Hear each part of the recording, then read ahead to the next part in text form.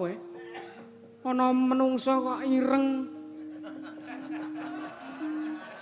Kamangka iki wancine wanci awan kok kowe wis wengi dhewe. Lah ra apa to? Lho. Mesem. Weh lah untune putih. Iro aja kae. Engko sik to, engko sik. Sing gedhe kaya cagak listrik sapa? Wah, dan iya sik sabar. Sing sareh to Werkudara. Iro aja kaya keprendase. Sapa kowe? Kementhus men. Iki adikku Werkudara. Oh. Kresna ndek adik jenenge Werkudara. Iya, Werkudara Werkudere. Iki yo sabar engko sik to arep nyampar wae. Mbok yo sing digawe kepenak ngono lho. Wis anggeni. Apa? Lho. Bocah murang tata tenan. Kowe nguyak-uyak karo Sanghyang Manikmaya. Dasar kepara nyata. Ya, nendi? Aku tak takon. Bathara Guru ya Bathara Manik.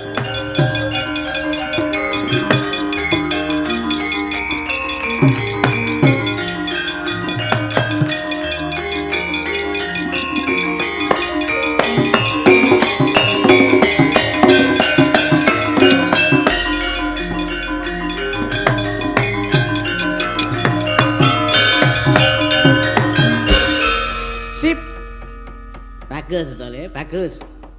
Iya Mbah Kakung. Heeh. Wah, jan durgane arep minggat iki. Ngapa kok gemreneng? Ora apa-apa. Lah ngono kuwi nganti gawe nalendraning kayangan kowe iso nganti gawe nalendraning para dewa kowe nganti iso gawe dewaning para dewa kami gilan merga saka kantik dayanmu. Nek ora saka Mbah Kakung sing ngajari kowe ngulir budi ngasaka diwasan tak kira sengara kowe iso ngundurke dewa-dewa kuwi. Le. Aja umuk, Mbah. Iya. Aku tau umuk mung sepira wene. Lah, jadi rembug wae ta jeneng kita ki. Terus iki piye iki Bathara Guru malah minggat. Diuyak. Ambak nganti lalaning mega diuyak. Diuyak.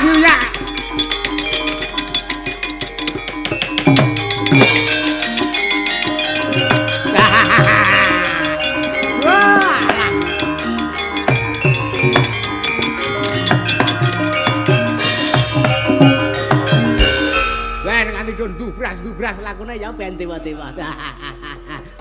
Ana kene iki nyela ambekan ngono ki ambekan kok adut-adung. Apa? Trondolo tenan ora. Ayo dibarengi karo cer ngono ta ya.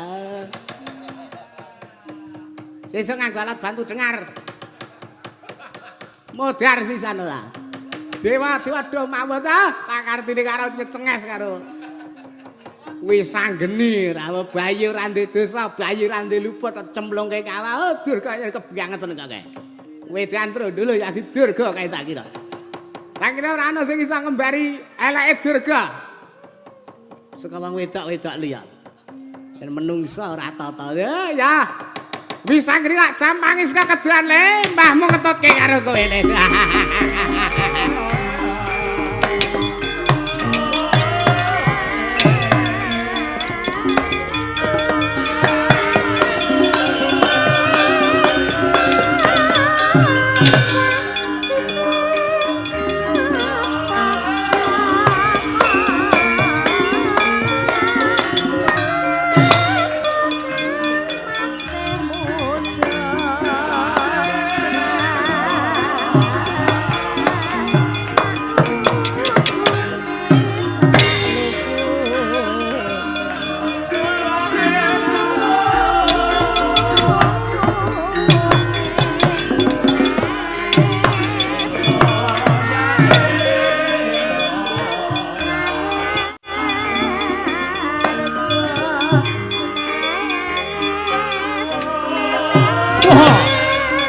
Nuwun Kakang Prabu.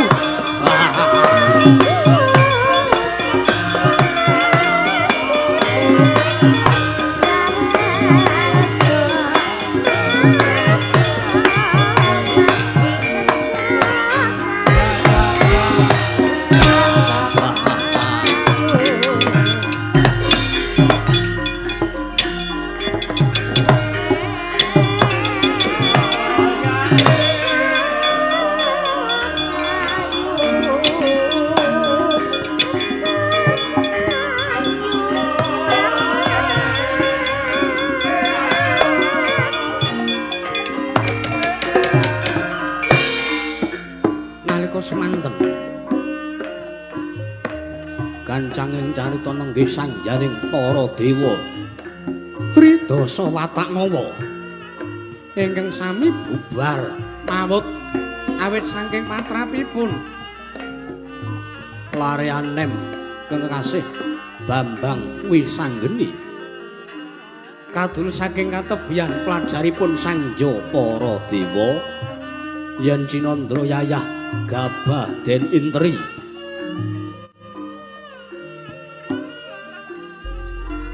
lah punika ta ingkang pinangka sesambetaning cariyos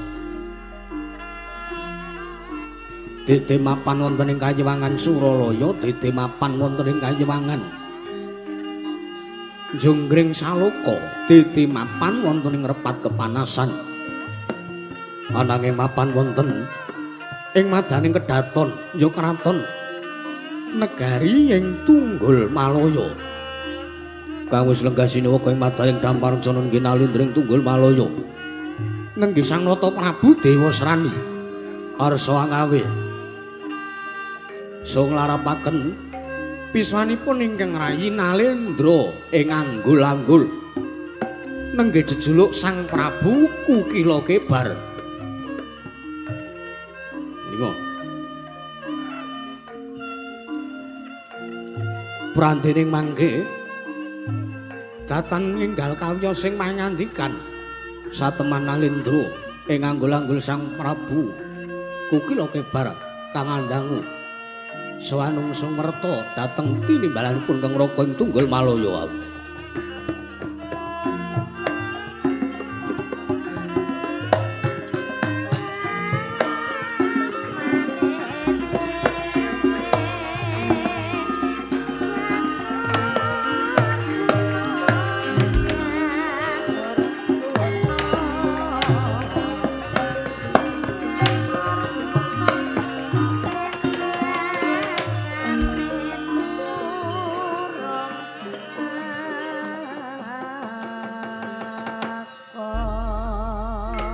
Anjrah ingkang puspitorum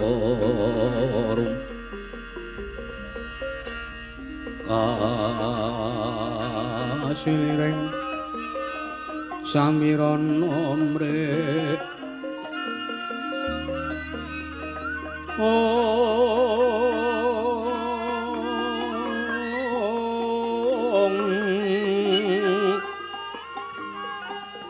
sekarang kadung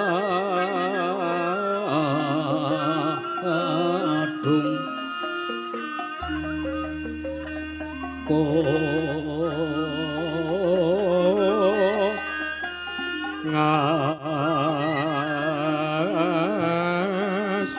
kandhanya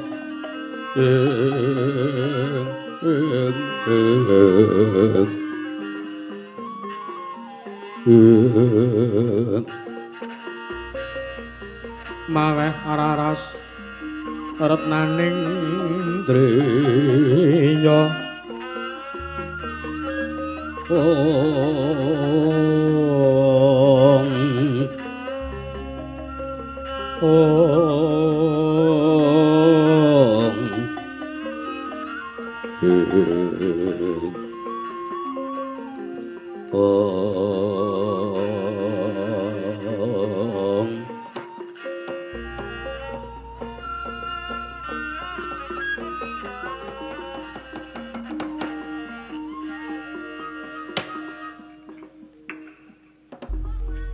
Nunamit pasang kali mantape tinebih ing lodun dumawaing tawang-tawang tinebihna saking siku tendhaning Upathara. Nun mangke Kaka Prabu damel kejojetaning tias ingkang rayi nganggul-anggul pun Kukila Kebar. Wonten kula kapiji sowan kula ngadhep wonten kersanipun Kaka Prabu ing Tunggul Malaya inggih Kaka Prabu Dewa Srani. Kaget setaning manah kula teka sampun wonten 3 jam. Kirang langkungipun kula sowan wonten Garing Tunggul Malaya paduka dereng enggal kawya sing pangandikan. Koko Prabu, estu ingkang rayi nganggul-anggul kula nyadong dawuh. Menggah menapa ingkang dados wigatosipun Koko Prabu Dewa Serani. Ya jagat pangestu karo wayahmu Bathara jagat. Yayi Prabu nganggul-anggul, Yayi Prabu kukila kebar. Kula wonten dawuh. Tak piji sowanmu lah kok. Sowanmu penralitan. Wah, namung ngetutke rebab Koko Prabu. Rebabipun penralitan kula nggih tak melu kajenge lesung jemenglung suri bali-bali. Kula nyadong dawuh lan kula ngaturaken sembah senggem pangabekti kula kunjuk satringipun. Ya Yayi Prabu kukila kebar. Sia diatur bekti ngersaning pun Kakang ora liwat pangestunipun Kakang wae tampanana. Sampun kula pundi? Lajeng ingkang dados lan dadosaken tandha pitaken salebeting manahipun kang rayipun kukila kebar menapa wigatosipun Koko Prabu. Kula sowan wonten ngarsa paduka dereng wonten wiyosing pangandika. Babar pisan. Kula namung nungsung pawarta nyadong dawuh. Menawi kula badhe pun paringi paukuman lajeng dosa menapa ingkang sampun kula lampahi. Kasa wangsulipun ae paduka badhe paring kancara dhateng kang rayi nganggul-anggul lajeng lelabuhan menapa ingkang sampun kula pisungsungaken wonten ngersanipun Koko Prabu Dewa Serani ing Tunggul Malaya. Kula nyadong dawuh, Yai Nuken. Yayi Prabu nganggul-anggul. Wonten timbalan. Anane aku nimbali kelawan sowanmu iki ana akeh wigati ingkang bakal tak aturake. Sepisan anane aku lungguh ning Dampar Kencana. Negara ing Tunggul Malaya iki aku lagi wae kondur saka Kayuwangan Suralaya. Lho. Nembe kemawon kundur saking Kayuwangan Suralaya. Iya Yayi Prabu. Lajeng menapa ingkang dados wigatosipun wondene Gusti kula ing Tunggul Malaya sawantosanipun Iwang Mikulun Manikmaya. Wigatine ora ana ya kejaba aku dikandhi kelawan Ibu Betari Durga nglamar putring Swargadana ya kuwi Yayi utawa Kakang Mbok Dewi Dresanala ya Kakang Mbok Betari Dresanala. Banget rasa tresnaku lawan Kakang Mbok Dresanala nalika semana ngandhut jabang bayi mongko yuswane wis ngancik Sapta Candra. Malah nalika semana tak bujung bareng karo Ibu Tari Durga tak perwasa karo Kanjeng Ibu Tari Durga nganti salah kedaden ana mobah musi ing jabang bayi wekasan jabang bayi kuwi mau metu lair saka nggo garbaning Kakang Mbok Dresanala. Waduh. Nek ngaten ming kantun entuk klowohan. Aja sak kelme dhewe kowe nek omong. Lajeng kados pundi? Banjur bayi kuwi mau diasta dening Ibu Betari Durga. Sak pungkure kuwi Kakang Mbok Dresanala kaya ana wujude mendung peteng lelimengan ingkang nglimputi marang aragane Kakang Mbok Dresanala.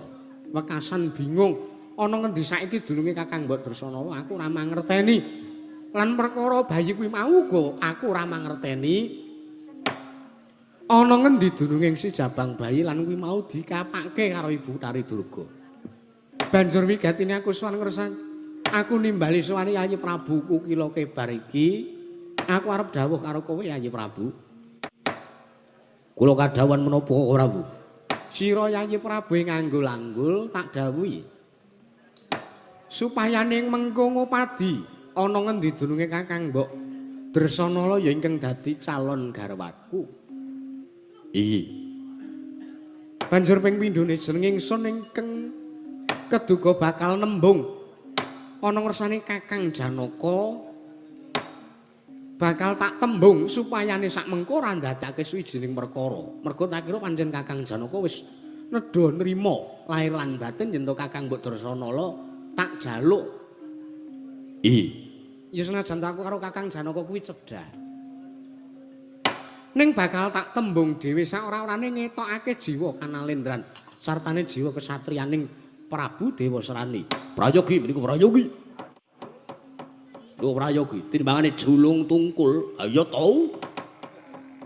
Menika njagi dhateng pamor lan asmanipun Koko Prabu ing Tunggul Malaya. Sae. Kula mathuk, kula sarujuk. Lan apa kira-kira sira Yayi Prabu kula kebar saguh ento tak Saka. Santi mawon. Kula aturi lenggah ing prayogi. lho lungguh sing kepenak piye wong aku arep sowan ngursane Kakang Janaka. Oh, nggih ya wah Janaka. Nek ngaten kula nyuwun pamit Koko Prabu. Sing ati-ati aja kaya bocah cilik Yayi Prabu kula kebar.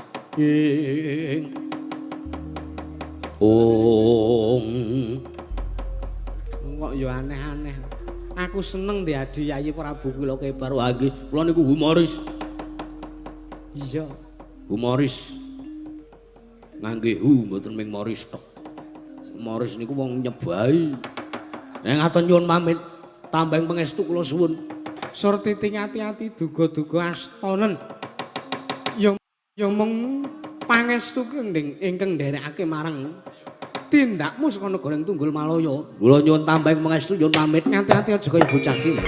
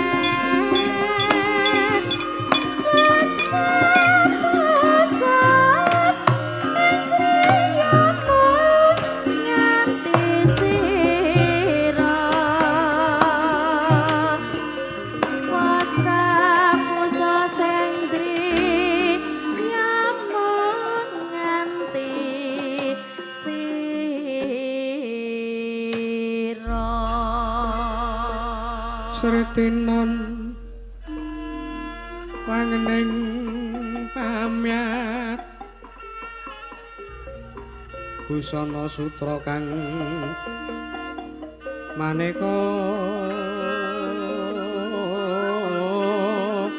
warna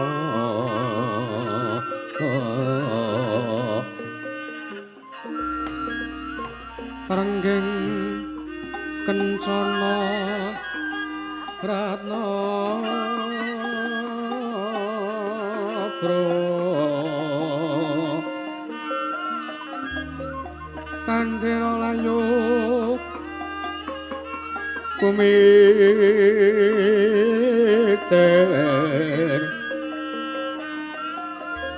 sinrang pandra sing maruta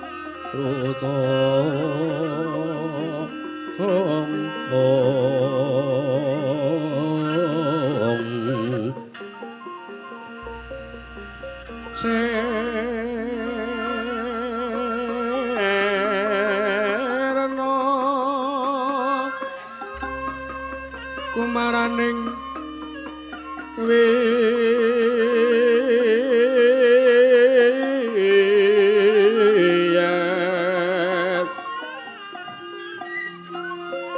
mantyan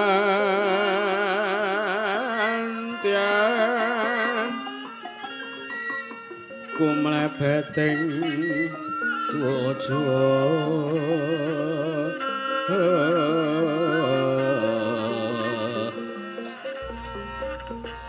so trasta kayu angga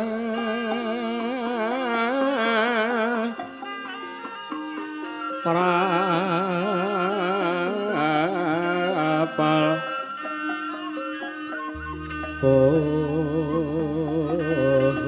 puspita andrahing bumi aron mawur kadyubeng angin kukil ambyar sumabareng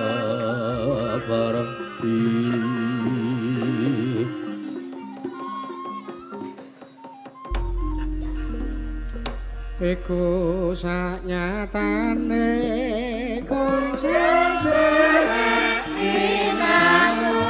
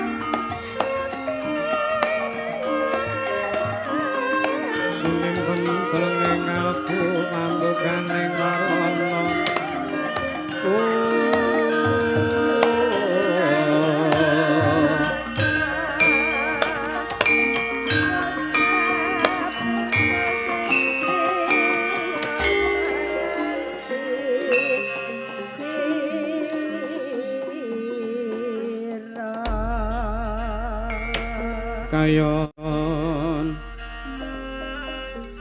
katiyupeng angin sumyang swarane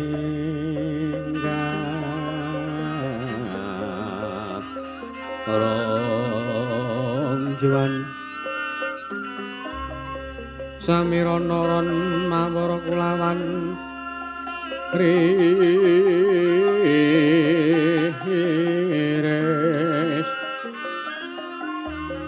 lumrang kandaning pos pita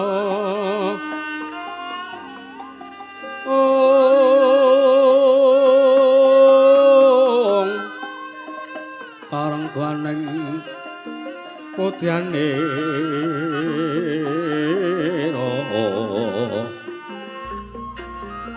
sang dwija warambrangang lir swaraning madu pranta manungsung sarining ombak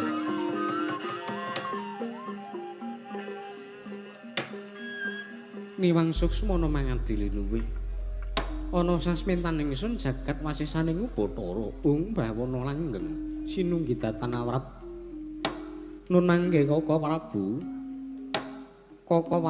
Baladewa Kaka Prabu ing Mandura tedhak sengkan-sengkan wonten para jeneng Ndrawati awit saking panyuwunipun ingkang Raka utawi ingkang rayi ing Dwaraka pun nata Ndrawati inggih ingkang rayi pun Sri Bathara Kresna Kaka Prabu ngaturaken kasugengan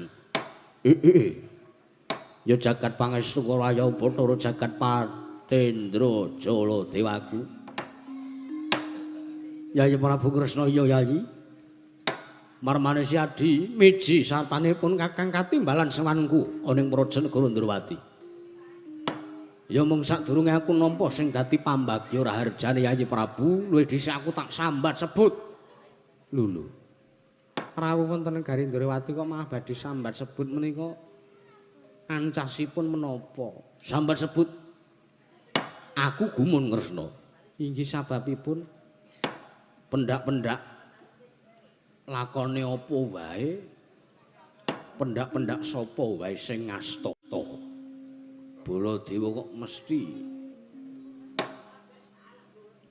mung dadi daya liripun kados pundi nek lakone jejer Ngastina Baladewa dadi daya ning Ngastina nek lakone jejer pisanan ning negara Ngamarta Baladewa dadi daya ning negara Ngamarta nek lakone jejer pisanan Ndrawati Baladewa ya dadi daya ning negara Ndrawati aku ki gumun janjane negaraku arep nganake pasewakan ki kapan to Kresna panjenengan menika kok malah bingung piyambak mbok sampun to dados daya menika malah sekeca penak piye aku mung dadi wong sing ora ketengen kepepete upama iguhku ora dikanggokke mengko aku mung bali tanpa nggawa ning Prajanegara Mandura lho lha nggih nyuwun kalih sing didayohi ngaten ora penak Kresna aku teko ki mung ditimbali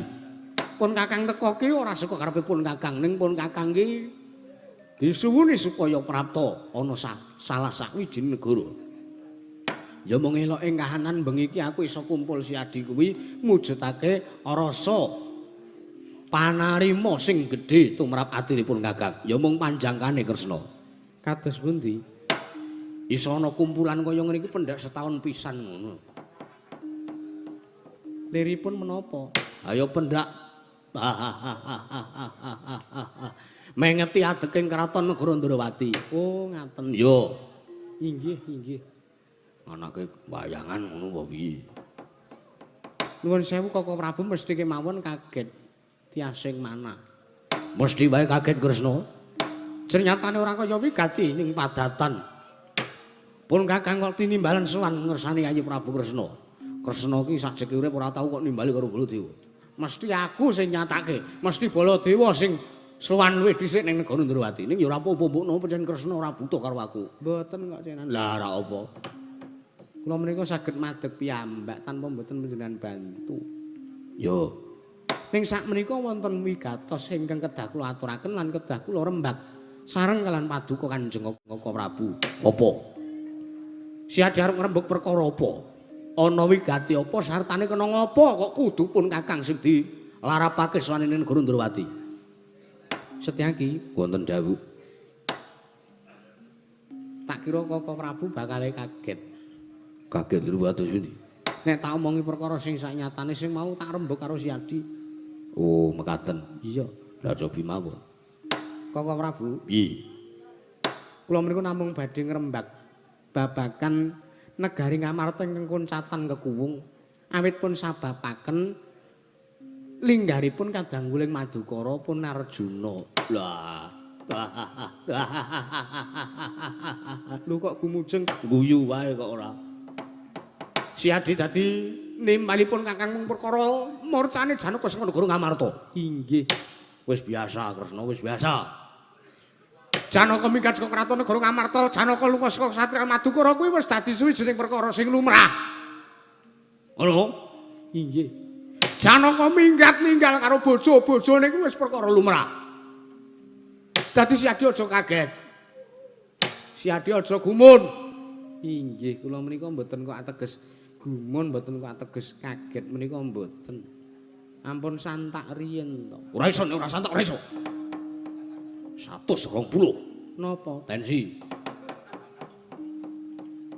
Dhuwur ngoten kok. Mula santak Kresna.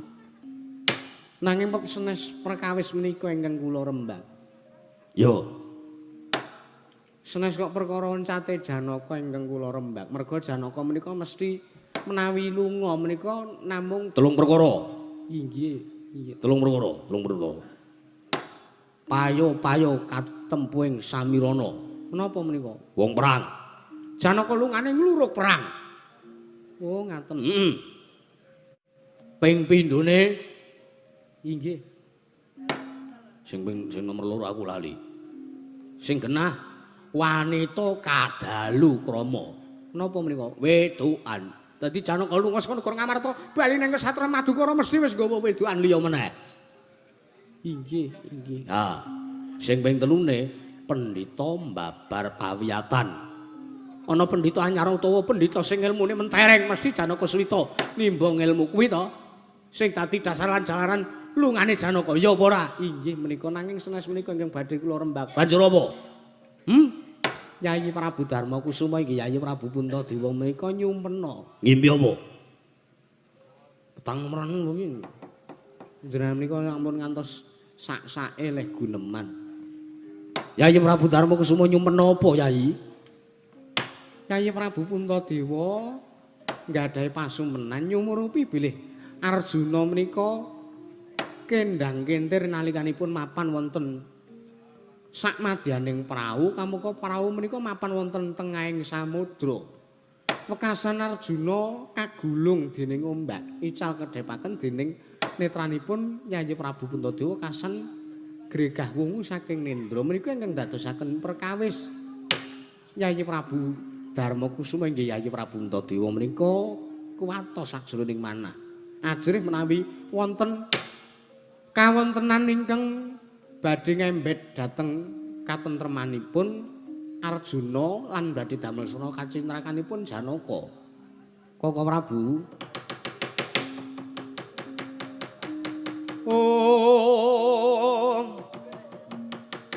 Kakyatri sang kapirangguring nanggul kinembet kembet doseng ratnaning bawana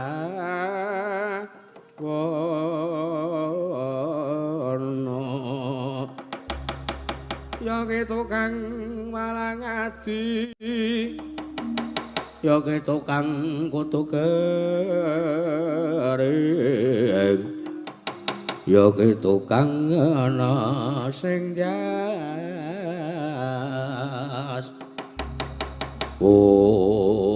wah lah nek perkara kuwi wis ngutha watiri Kresna. Inggih lah pramila kula menika nglarapaken rawuhipun Koko Prabu menika badhe kula kanthi sowan tumuju wonten negaring Amarta. Ya wis. Sesuk apa tak jaluk digeke mangsane gelak wansine. Pun Kakang lan Siadi enggal-enggal tumuju ning Prajanegara Ngamarta.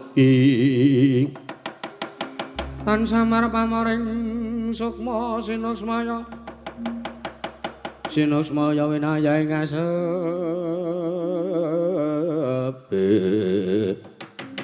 sinembal ing alpu pambukaning marana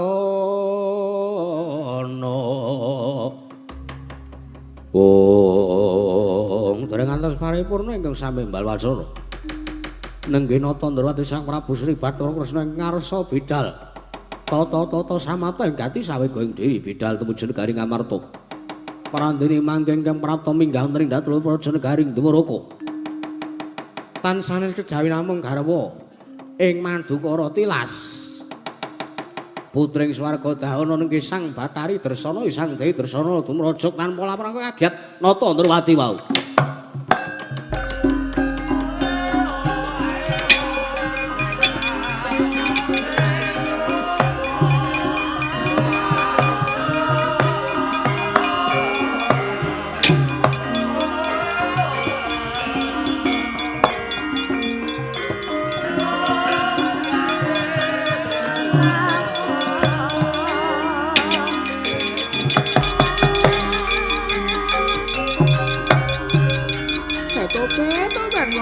Kula senjata pitulung.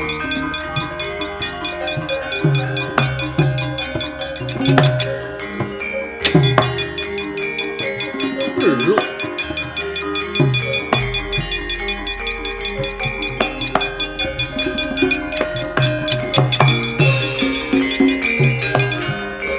Manutya yutama ngambar arum sang kusuma ngambar arum sangku suma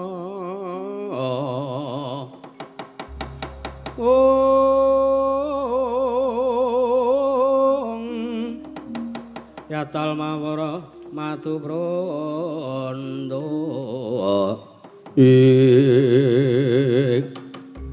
ya jagat pangestungkara Koko Prabu piye Kresna dereng ngantos kasembatan ngen kula kaliyan panjenengan bidhal tumuju wonten negari Ngamarta lah kok menika kula nampi praptanipun boten mangling menika Yayi Dewi Dresanala lah iki mah bojone Janaka kuwi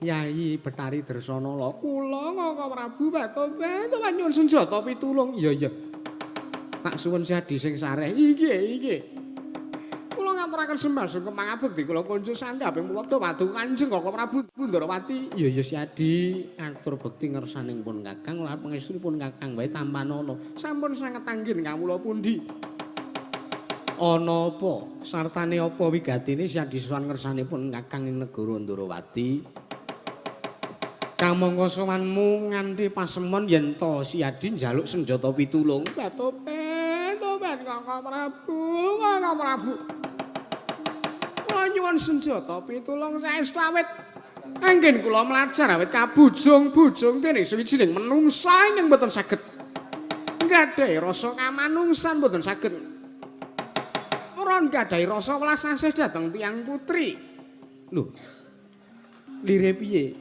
bebasan tak amek kurang golek anggen kula mlajar anggen kula pun bujung-bujung dening menungsa lho sapa sing bujung lawan siadi apa Arjuna mapan ning kayiwangan Dursila geni apa ora merga iki ngene ananipun Kakang anake pasewakan lan Koko Prabu Baladewa kuwi iya mengke riyen dereng urung lho dereng tak kira nek wis sampean mriko lenggah mawon iya ngarep nginjan karepe wah jan pundake kok iso duwak-duwak gegere aduh mesake tenan iki yakin ananipun Kakang anake pasewakan iki ngrembug perkara murcane Janaka kawuning ana Koko Prabu Pangeran Arjuna menika sayekti sampun wonten setunggal warsa sak mangke mapan wonten ing kayiwangan Dursila geni lho malah mangkono Yayi Dresanala inggih pramila menika ingkang dadosaken sabat murcanipun Pangeran Arjuna saking negari Ngamarta. Lah Koko Prabu. Wah, lah jebul katerangane ngono, Pak. Sampeyan menika kenging napa? Ora apa-apa. Wah, lah kok dadi Janaka mapan ning kayangan ning nggone bojone iki to. Wah. Ora ngira babar pisan ora pati nduga mono Kresna yen ning ayo. Ayo. Kakemu kaning kayangan Dresila geni mengkeriyen menika dereng rampit anggenipun cariyos. Yo. Nanging kuciwaning manah kula, Kaka Prabu. Samangke Pangeran Arjuna keparipaksa mandhap wonten ing Marcapada awit pun tundhung dening Kanjeng Rama Pukulun Bathara Brama. Awit kula badhe pun cabaraken sartanipun kula pun wigaraken bebrayan kula kaliyan Pangeran Arjuna kula badhe pun dhawuhaken dening pun Dewa Srani kula mboten tresna kaliyan pun Dewa Srani kula mboten tresna kula sengit batu. Itu, Pak. Sabar, Dresana lo sabar. Inggih, Kaka Prabu Mandura inggih. Wong wedok sabar kuwi jembar. Namanipun Atine jembar. sak banjure kepiye? Salajengipun tobat. Sasampunipun kula pun tilar dening Pangeran Arjuna inggih Pangeran Janaka. Kula pun bujung dening Betari Durga kaliyan pun Dewa Srani. Ngantos kandhutan ingkang mapan ing guwa garpanipun ingkang rayipun Dresanala samangke mijil lair saking guwa garpa kula Kaka Prabu. Kagatri sang ngapirang rinanggul kinembet kambe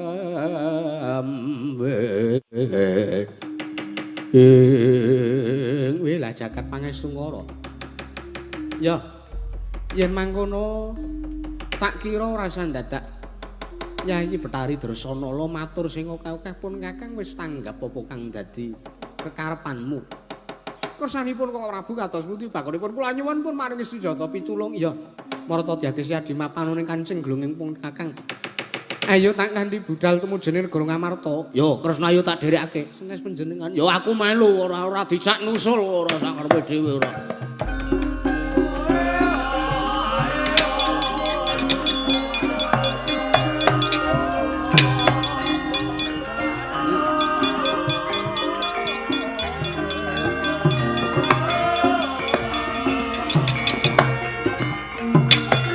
Yo.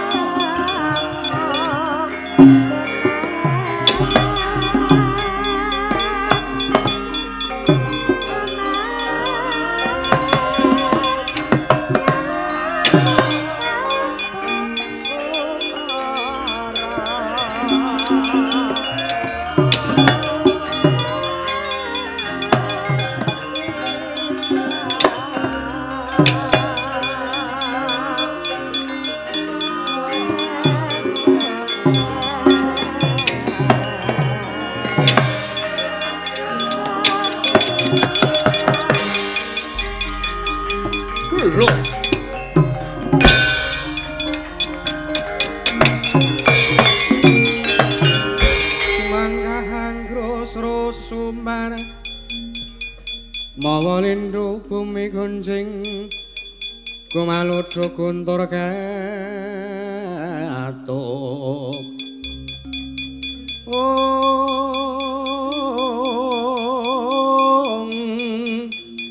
lumembak penyunira kang kumambang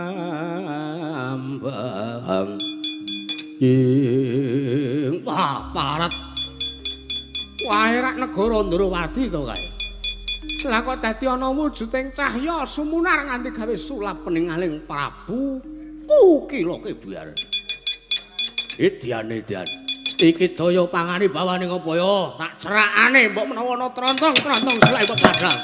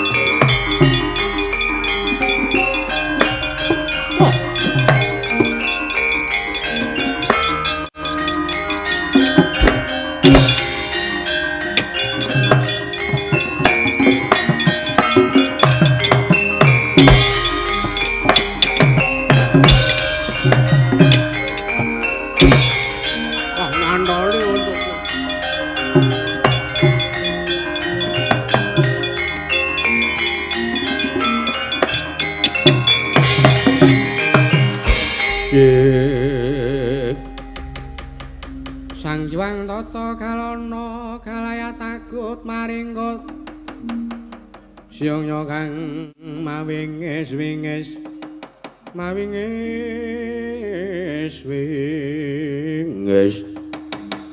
Kura rupa reka kiri-kiri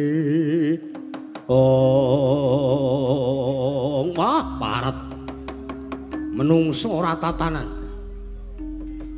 ora pangling iki satriya kandhek nyayat dikira sepira bangsa sing lur geni tumpangke kuping kiwa tengen ora pangling kowe Senopati negara Ndrawati Setyaki ora Gusti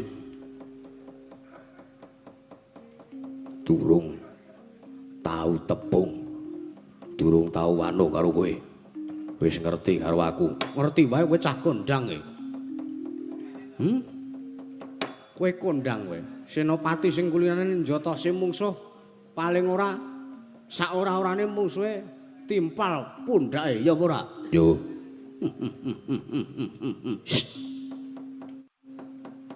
ora sah Durasa harus Setyaki wigatine apa kok sik kowe arep ning ndi aku iya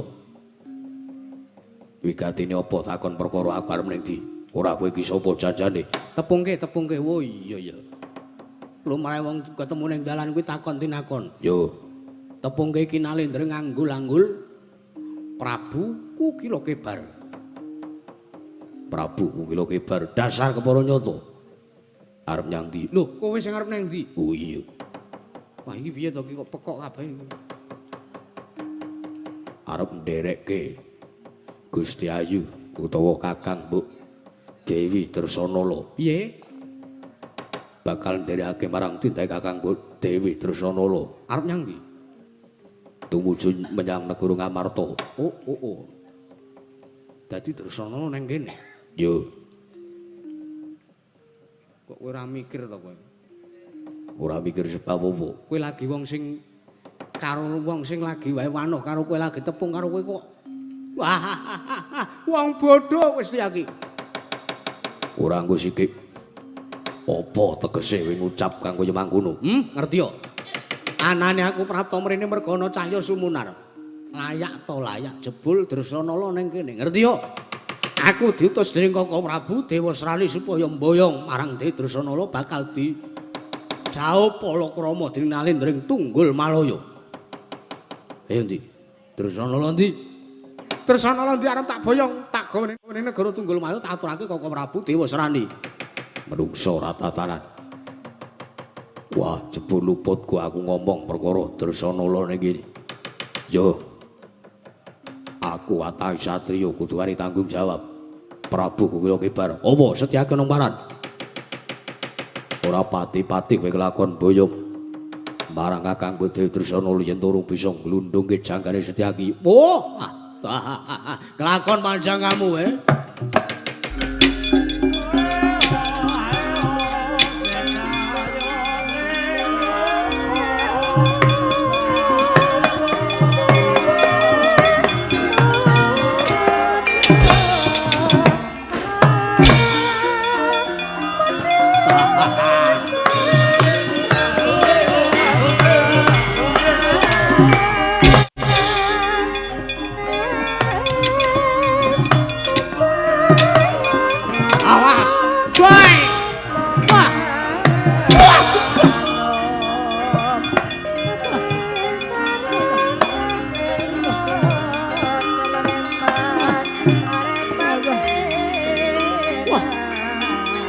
kowe. Wah. Wah. Wah. Wah.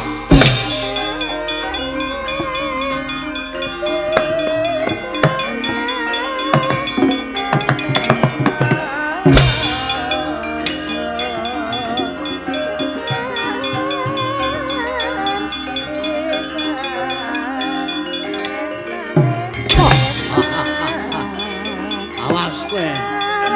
Sini.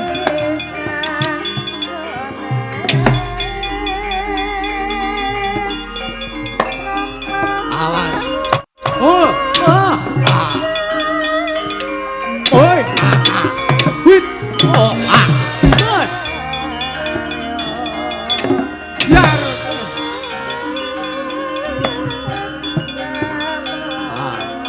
Sambato wae. Biar. Biar. Neng kene marganing matimu. Oh. Wit. Wah. Ah. Wah. Ah. Wah. Wah.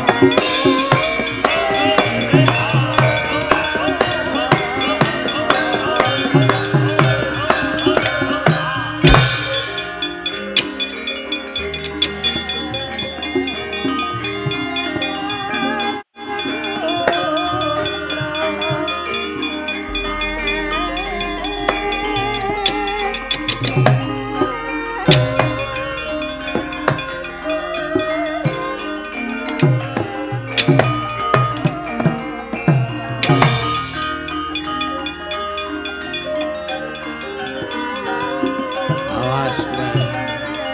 Ha ha ha. Wah.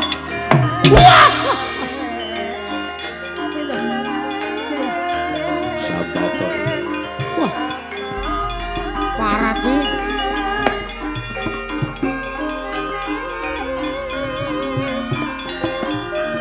Awas. Biar. Wah. Oh, ah. Wah. Wah. Oh, ah. Wit. Oh, ah. Sadar siramu. Wah. Wah. Oh. Eh. Oh, ah. Oh. Aduh. Wah. Wah. Wah. Wah. Wah.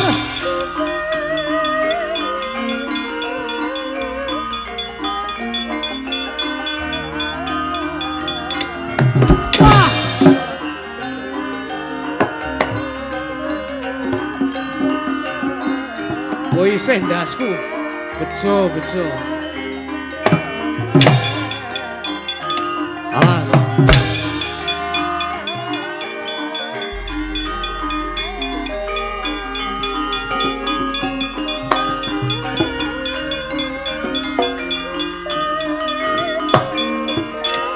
Atos tenan. Atos tenan. Hi, ha. Wah! Wah! Wah! Wah! Wah! Oh, iya. Woi! Wah! Wah! Wah!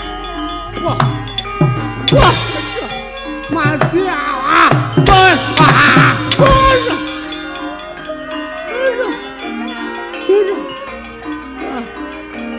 Oh. Biar gue. Wah, wah, wah, wah, wah.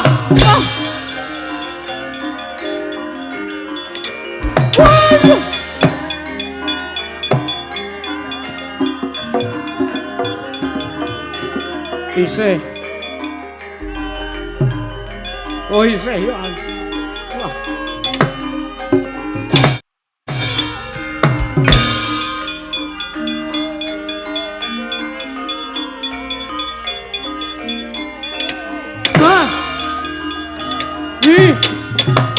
Wah, wah, wah.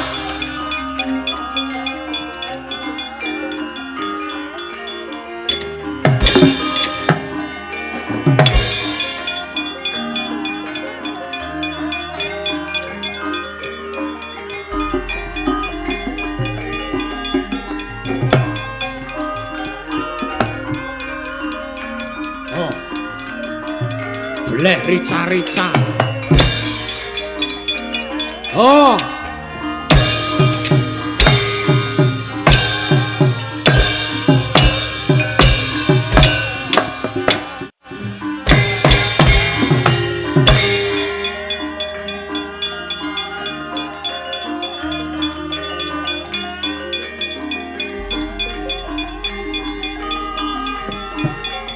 Awas.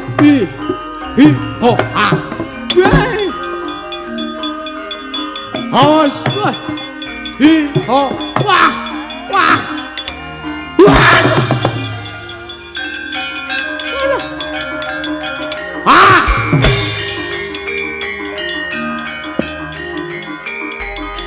Wah.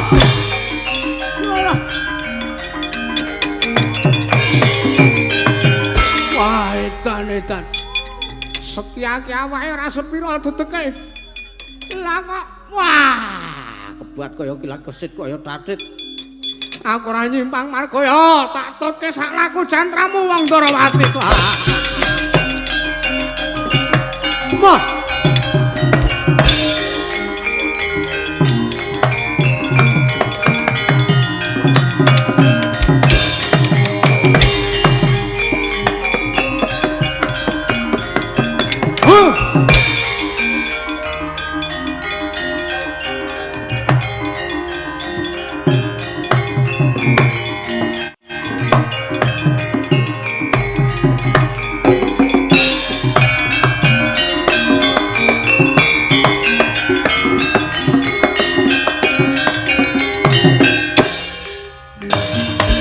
Siswa matur areng Ari sang mahaya kisang wipo katiparan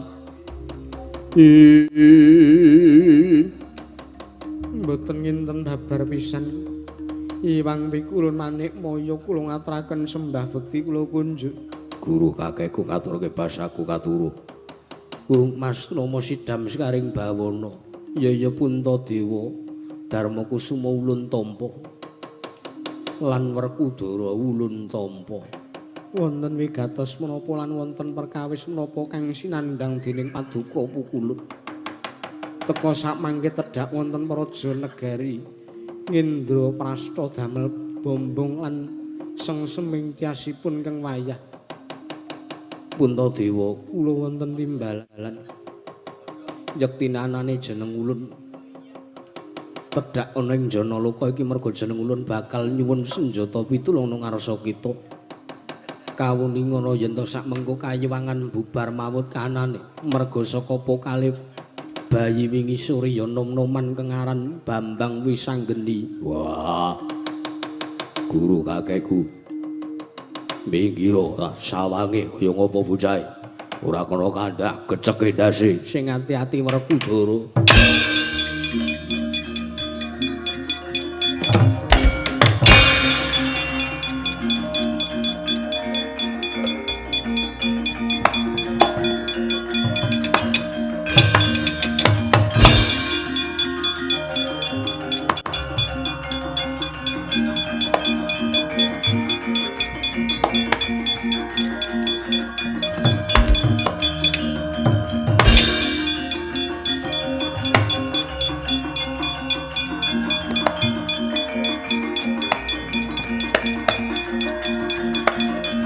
Werkudara kae.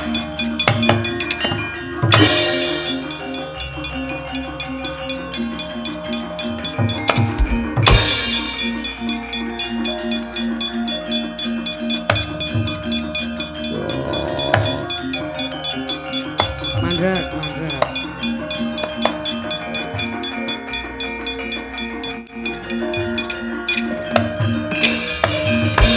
Kresna sinayang gelung mangruk mining cakra kumiter mejel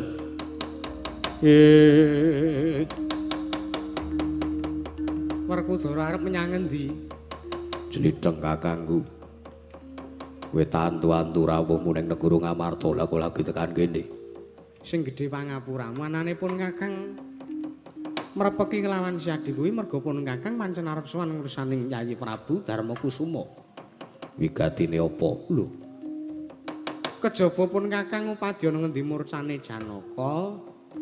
Pun Kakang bakal ngaturake sawijining perkara. Perkarane apa? Ora engko sik aku tak ndhisike perkaramu apa? Aku arep golek bocah lan arep menehi paukuman karo menungso sing wis wani ngobrak-abrik kayangan. Sapa? Bambang Wisanggeni. Sapa kuwi?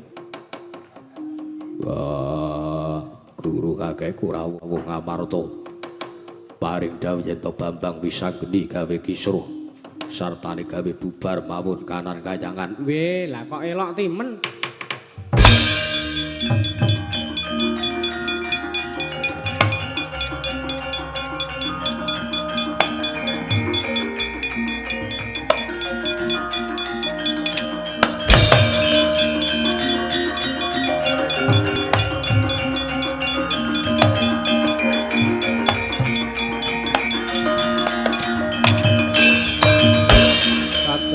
Putra lamun kawekasan Yeka Wisanggeni Maya.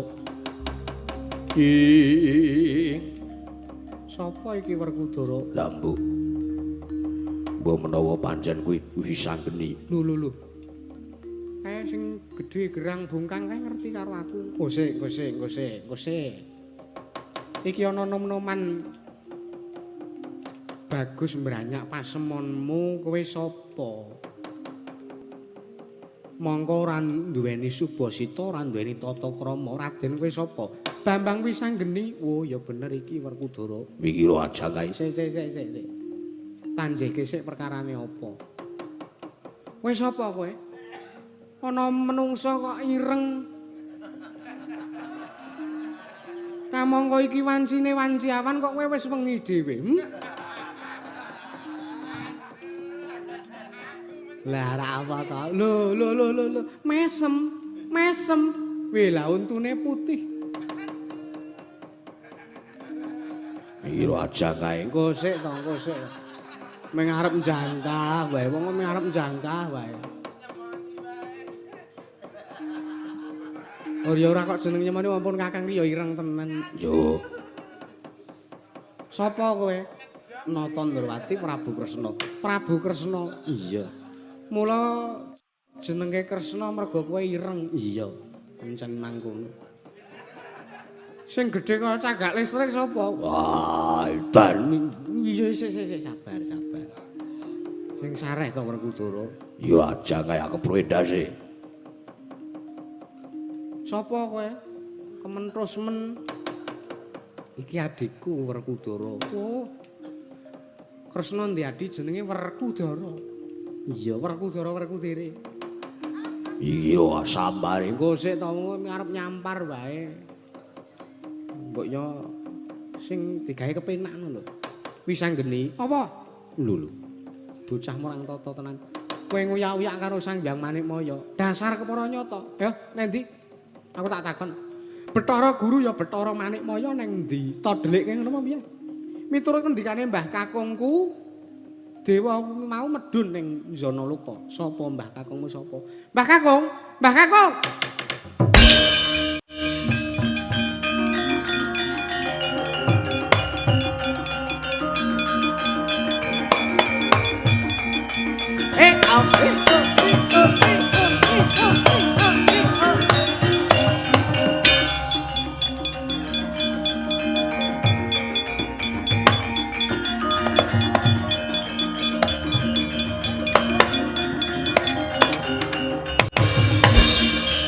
Gunjang kancing langit kelap-kelap katon perkencang larudayang pak bang. Piye kare Wisanggeni? Mah ketemu wong ireng iki, Mbah. Wah, ngawur ora kuwi ratu kok ya ora. Lho, Iwang Pikula Narada. Nengok kita. Lho. Ulun iki kira dadi dewa. No. Mboten dados dewa pripun? Pergaulan iki ngetutke bos saiki. Oh, ngaten. Ki ngrembug apa kok meng klesak-klesik ora Wisanggeni ora. Iki Prabu Kresna. Inggih menika penemban Kaneka Putra. Ya jeneng ingsun. Iki putuku Prabu Kresna, iki putuku. Oh, wayah panjenengan untuk penemban. Ya. Sejatosipun menika wonten lakon menapa?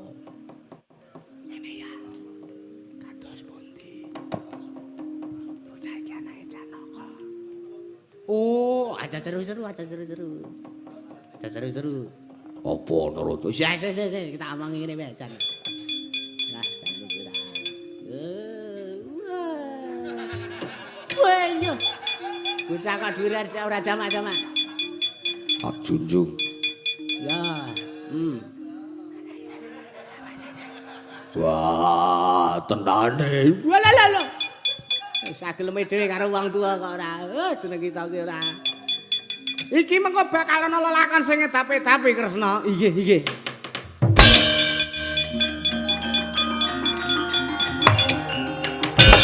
Lho kok mah lunga Mbah aku.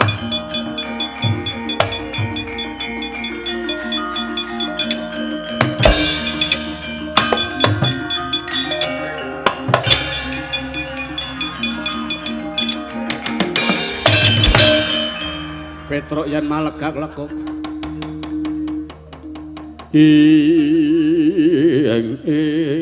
Petruk sak-sake tenan. Sak-saya kecek dah suwe. Sabar. Niki jame mepet lho to.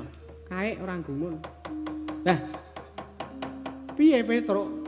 Kok ndubras-ndubras ngaturaken gendrawasan.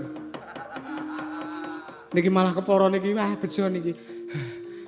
Niki dereng mlebet teng kraton Ngamarta mah pun kepanggih kalian Sinuwun ireng. Hus. Kresna niku artine ireng. Iya ning ya ora terus kaya ngono. Sinuwun Ndarawati kali Ndara Werkudara. Piye Petruk? Wah. Aturuning Ndara. Piye? Lah mboten kanthi nyono-nyono. Nika mau Ndara Janaka niku mlaku kalih bapak niku. Dadi pas bapak niku diganti ajeng teng segara diganti ajeng bunuh diri ngoten Ndara Janaka wau. Lah diprepeki kalih Dewasrani. Dewasrani niku ganti ajeng njaluk bojone Ndara Janaka. Sapa? Dari Dresanala niku lho. Oh, ngono nggih. Nah, begitu Ndara Janaka ditembungi ngoten niku mboten kok terus nima terus bojone pasrah niku mboten. Ning malah ngeten iki. Napa niku wau Ndara Janaka ngendika Dewasrani kowe iso kelakon mboyong bojoku nek iso nugel janggaku iso nglundhungke mestakaku. Ngoten niku. Gek terus joglodas sudados babak bundas kabeh nika. Ora mbok pisah le ajeng misah pripun? Le gelut saking cepete ora ketok kok. Le gelut nanti plak. Kuwi gelut apa keplok? Ah mbok menawi saking gayenge to terus ketepuk tangan ngono. Ngoten niku. Werkudara piye? Ora melu. Sampeyan ya sak pemikiran karo kula. Yo. Janaka. Gelut perkara. Ampun teruske. Pun. Prayogane piye? Ayo pripun carane kok? Wis anggeni. Apa?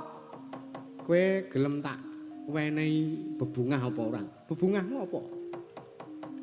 Sing tok gayu ora Manik Maya arep tak ajar to. Iya, pancen kuwi panjang aku. Kaya ana wong-wong gelut loro kae pisan. Nek kowe kelakon misah, Bathara Guru dadi milikmu. Kuwi tenan Budhala. Njaluk pamit Prabu Kresna.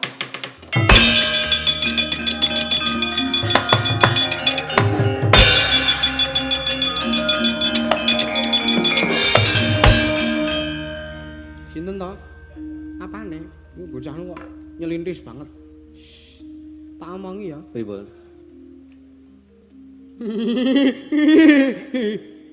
Ngopo? Keri banget ya sampean ambekan teng kuping. Kuwi mau ki. Wela. Kurang ajar Petruk. Estu? Iya. Walah. Dereke. Nggih.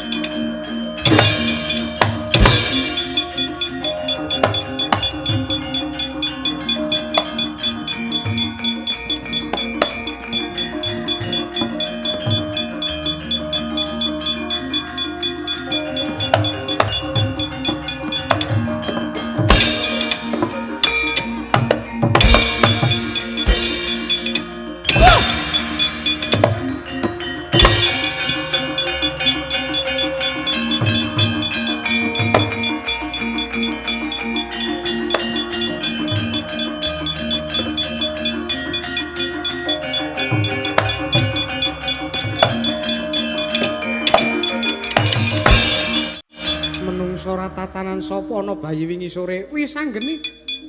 Kowe kok ngajar karo Raden Janaka dosane apa lupute apa? Sejatine aku ora arep merjaya kelawan Kakang Janaka ning gandeng dheweke berguguk ngutha waton garwane ya kuwi Betari Dresanala ora gelem. Alah kok ki ansang.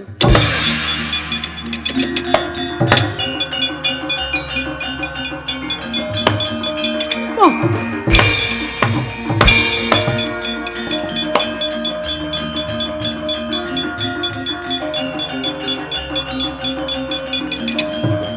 Aduh, mati aku. Mati aku. Aduh. Wah. Aduh.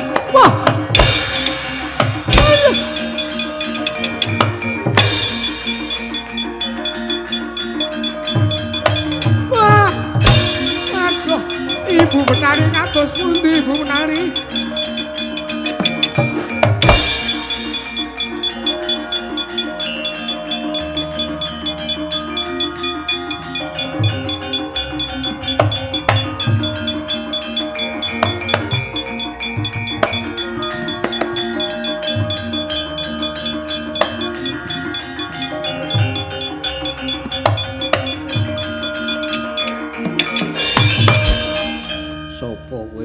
Bagus mitulungi marang panengah Pandhawa.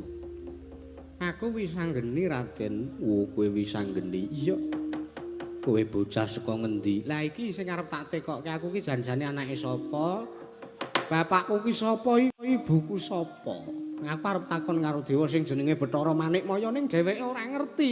Dheweke ora ngerti Raden. Apa kowe ngerti? Bapakku sapa? Ibuku sapa? Kowe ngerti apa ora Raden?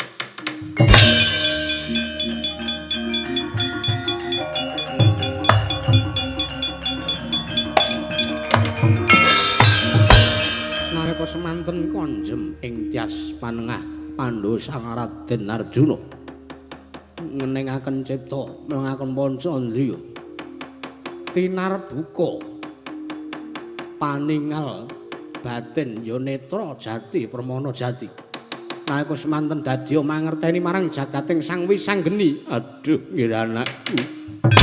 Oh bagus.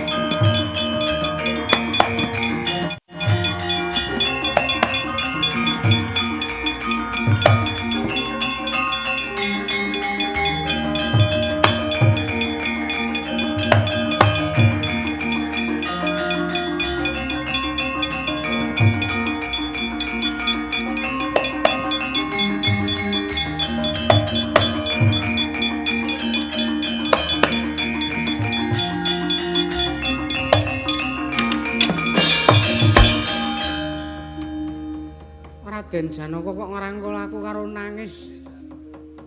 Apa perkarane? Wis anggeni. Apa Raden?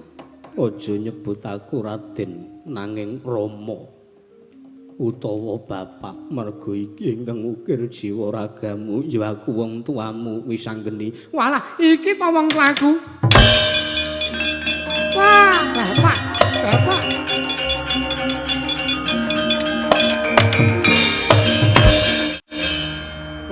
Nduga mono ketemu karo babe. Wah edan. My father. Wis anggeni, apa Prabu Kresna? Lho, saiki ora kena nyeluk ngono, ora kena ngundang ngono, ora kena. Apa? Aku pakdemu. Oh, Pakde. Ha nek kuwi sing kaya totok uwok kuwi. Totok uwok. Iki ya pakdemu iki.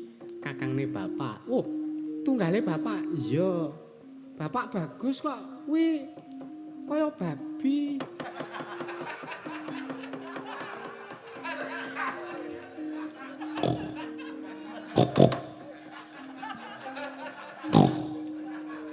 Nyeruduk kowe kuwi. Ora ketrima uripmu to, Mir? Ora. Iki sapa meneh, Pakde? Nah, nek iki anake Pakde, iki adimu. Loh, adi? Aku nek dadi adine, iki kakangmu. Sapa? Bagong.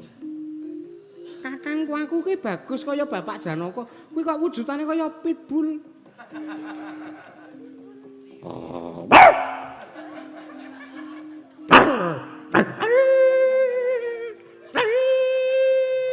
Gong, bulan purnama apa?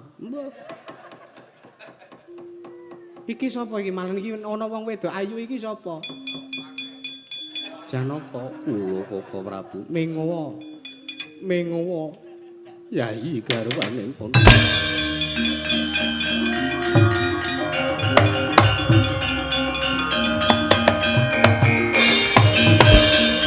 Bapak kok ngrangkul wong wedok kuwi?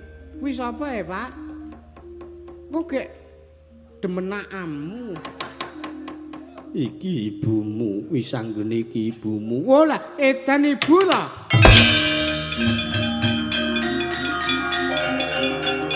Ibu. Tobat wis anggene ya anakku cabaku, anakku tobat biyo bagus kaya bapakmu kaya bapakmu. Edan mula ya sipate ibu nurun ning aku. Iya. Yayi Dresana, kula Koko Prabu golek papan sing prayoga iki isih ana lelakon sing durung rampung. Ayo wis anggene ayo. Ayo Ibu.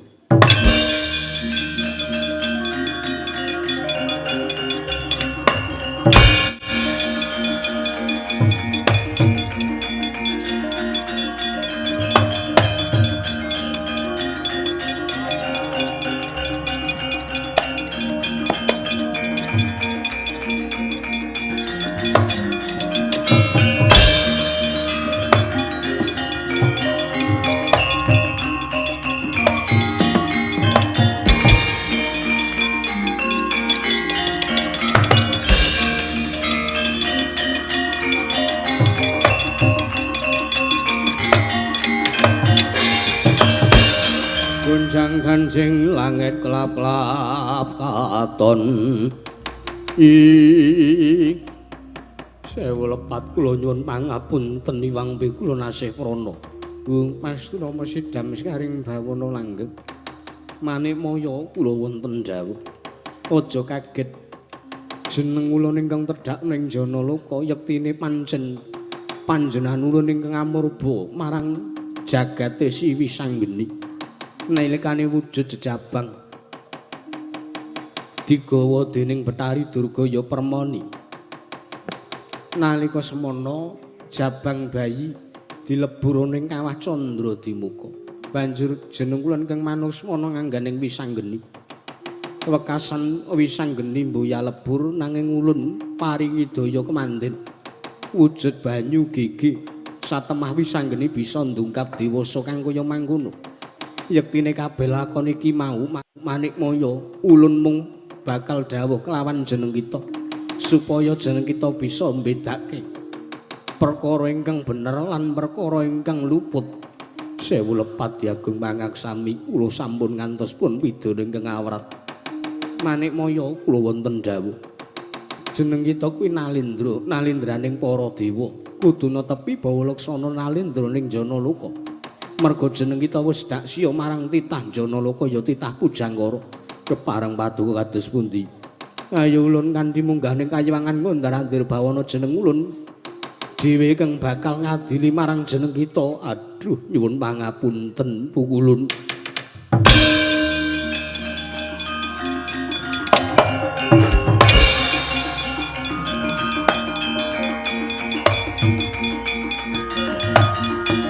Wis ketemu to anakmu kuwi to. Inggih.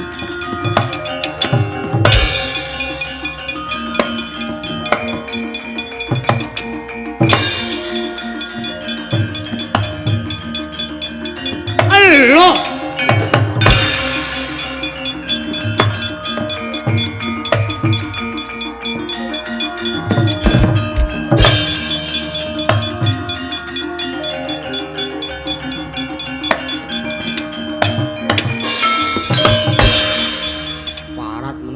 Tatanan Werkudara.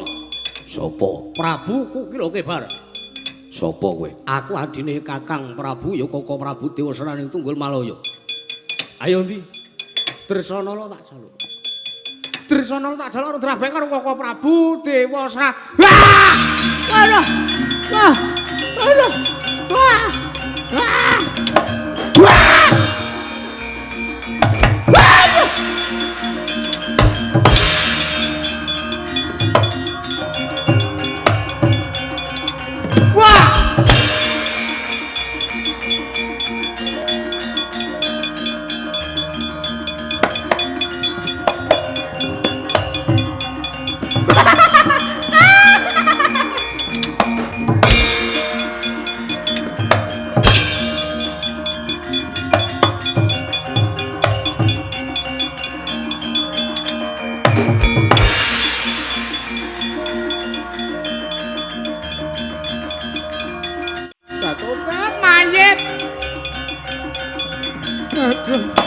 Kanjeng Ibu.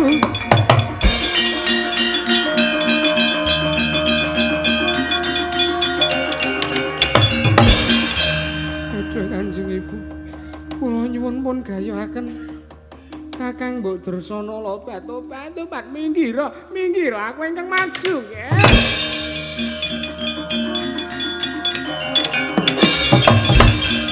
Kok dereng bidal mengowo.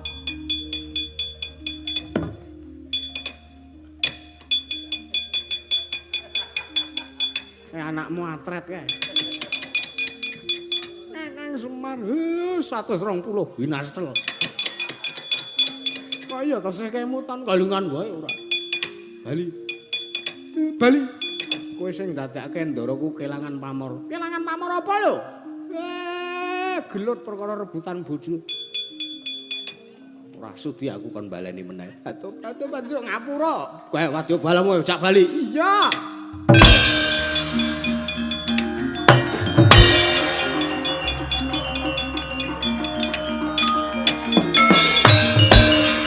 Ora sama